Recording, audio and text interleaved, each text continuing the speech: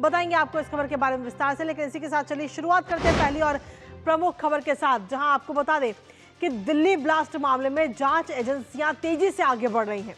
हर रोज नए नए खुलासे हो रहे हैं, छापेमारी हो रही है, गिरफ्तारियां हो रही हैं और इन सब के बीच सवालों के घेरे में है फरीदाबाद की अल फलाह यूनिवर्सिटी।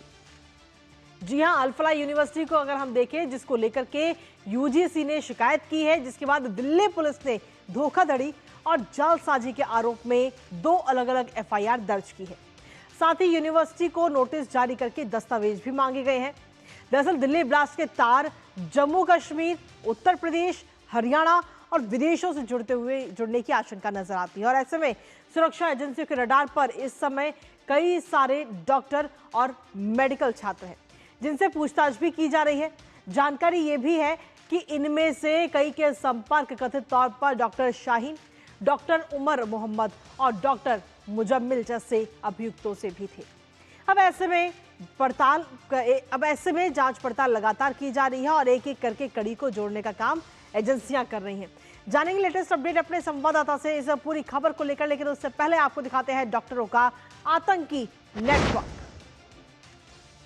तो डॉक्टरों का ये पूरा आतंकी नेटवर्क है, जहां इस समय अगर हम देखें तो एक के बाद एक कई सारी गिरफ्तारियां लगातार की जा रही है दिल्ली धमाके से जुड़े हुए, जिसमें दिल्ली पुलिस की अपराध शाखा भी इस समय एक्शन मोड में सीधे तौर पर नजर आ रही है। दिल्ली पुलिस की तरफ से भी लगातार कार्रवाई की जा रही है। अपराध शाखा ने 3 और डॉक्टरों को इस समय गिरफ्तार किया है और अब उनसे भी पूछताछ की जाएगी। एक एक करके एक से एक कड़ी को जोड़ा जाएगा। डॉक्टरों पर संदिग्धों की गलत तरीके से मदद करने का गंभीर आरोप लगा हुआ है।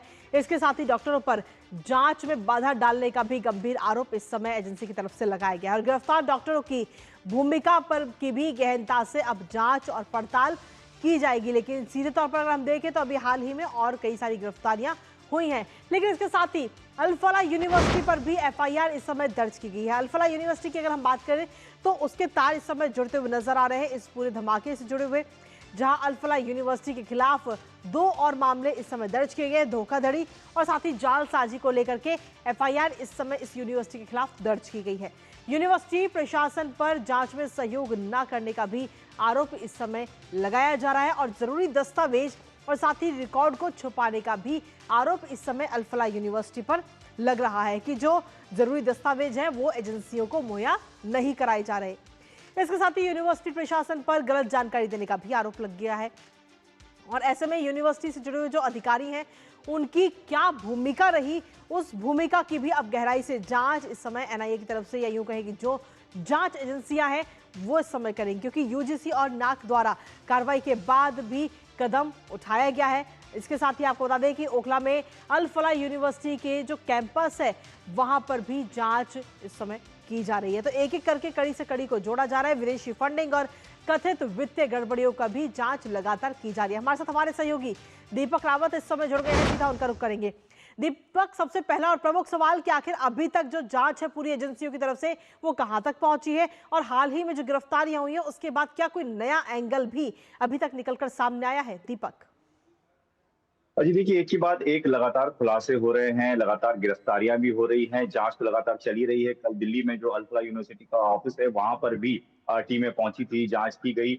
लेकिन सबसे बड़ा जो चीज निकलकर इस पूरी जांच में आई है, तो वो है व्हाइट कॉलर टेरर इकोसिस्टम, जिसको पुलिस ने नाम दिया है, जांच एजेंसी ने नाम दिया है। आप ये समझिए कि एक जमाना होता था जब आतंकी जो तमाम संगठन होते थे, वो ऐसे लोगों को हैंडलर बनाते थे, ऐसे लोगों को इस्तेमाल करते थे जो कम पढ़े लिखे लोग होते थे और जिन्हें आसानी से इस्तेमाल किया जा सकता, उन्हें ब्रेन वॉश किया जा सकता था। बिल्कुल। लेकिन अब जब तकनीकी की दुनिया में आप देखिए तो ऐसे लोग सामने आ रहे हैं जो कि व्हाइट कॉलर लोग हैं, डॉक्टर्स हैं, पढ़े लिखे लोग हैं, एमबीबीएस किया हुआ है, बड़े बड़े संस्थानों में काम कर रहे हैं और एक के बाद एक, सिर्फ एक डॉक्टर नहीं बल्कि एक के बाद पूरी चेन नजर आती है। और देश के सिर्फ एक हिस्से में नहीं बल्कि आप यूपी में पकड़े, जम्मू कश्मीर में देखे, अलग अलग हिस्सों में फैले हुए हैं। तो इसके पीछे जो जांच एजेंसियों का कहना है, तो सबसे बड़ी चीज जो इनक्रिप्टेड, हम जो चैट आजकल होने लगी है जिसमें आप किसी की चैट को पकड़ नहीं सकते, वो चीजें बहुत, उसका उसका बहुत ज्यादा इस्तेमाल जो है ये टेररिज्म ग्रुप जो है वो कर रहा है, जिसके जरिए जो अगर सीमा पार भी बैठा हुआ आतंकी संगठन है,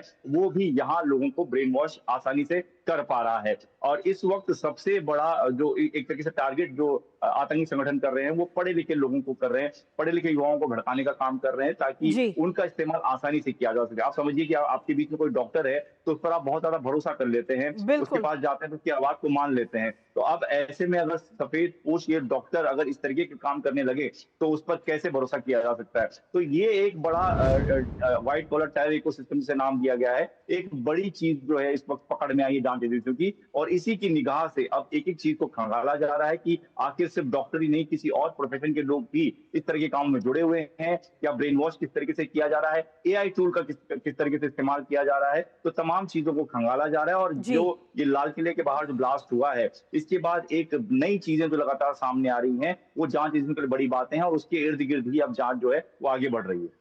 इसके साथ ही दीपक, जैसा कि आपने खुद इस बात का जिक्र भी किया कि व्हाइट कॉलर जो डॉक्टर है वो कहीं ना कहीं इस पूरे में फंसे हुए नजर आते हैं और पूरे इस तार एक एक करके अब जुड़ते हुए नजर आते हैं, और एक नहीं बल्कि कई सारे डॉक्टरों का नाम इसमें शामिल है। लेकिन कहीं ना कहीं क्या जांच एजेंसियों के लिए ये एक बड़ी चुनौती भी है, क्योंकि इससे पहले अगर हम देखें तो आतंकी जो होते थे वो या तो कम पढ़े लिखे या बिना पढ़े लिखे होते थे, लेकिन अब पढ़े लिखे डॉक्टर अच्छे खासे रेपुटेशन जगह पर वो काम कर रहे हैं, और उनका इस तरीके की चीजों में शामिल होना कहीं ना कहीं एक चुनौती भी है। जी, बिल्कुल चुनौती है। अगर आप कसाब की बात करें, कसाब एक कम पढ़ा लिखा एक आतंकी था, जिसके पिता ने उसे चंद पैसों के लिए लश्कर को बेच दिया था। तो आप सोचिए, वहां से लेकर अब स्थिति डॉक्टरों तक पहुंच आई है, तो किस तरीके से चीजें ये अपडेट हो रही हैं, अपग्रेड कर रहे हैं।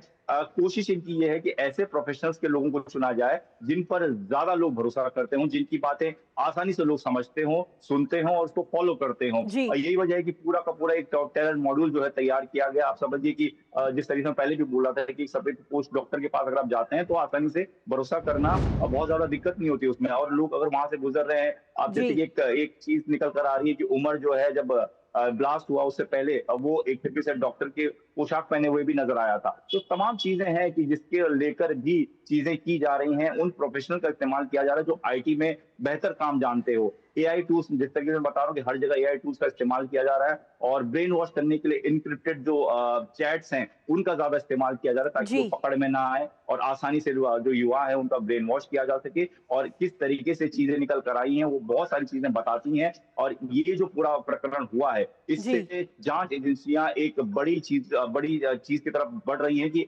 आखिर आज के जमाने में जो टेरर संगठन है, वो किस तरीके की चीजों पर ज्यादा काम कर रहे हैं, कैसे इन युवाओं को ब्रेन वॉश किया जा रहा है। इस तरह की परतें भी अब खुलनी जी जल्द से दीपक, जल्द शुरू हो जाएंगी। चलिए बहुत बहुत शुक्रिया दीपक, तमाम जानकारी और अपडेट्स हमारे साथ साझा करने के लिए, इस महत्वपूर्ण खबर से जुड़े हो। और इसी के साथ चलिए अब रुक करते हैं हमारी दूसरी